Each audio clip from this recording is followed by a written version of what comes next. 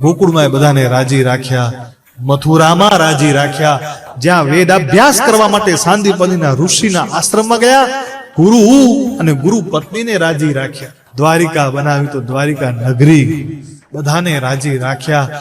ભગવાનમાંથી એક જ વસ્તુ પકડજો સાહેબ, તમને મને જીવન મળ્યું છે તો બધાને રાજી રાખજો.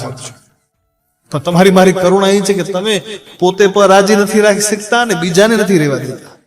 ઘણા માણસો છે ને, મને અમુક ઘણા નરેશભાઈ ઘણા હસતા મોઢા જોઉં તો મને બહુ આનંદ આવે.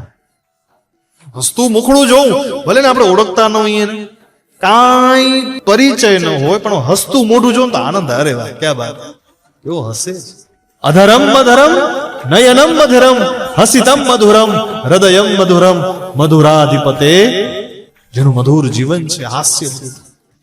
બીજું કે હું તમે સાહેબ કઈ દઈ શકીએ કે નહીં દઈ શકીએ, હાસ્ય તો દઈ શકીએ કે નહીં કોઈને. હા, અને that gift is been given to us by Lord Krishna. ભગવાને તમને મને ગિફ્ટ આપી છે. હસજો ને, હસાવજો.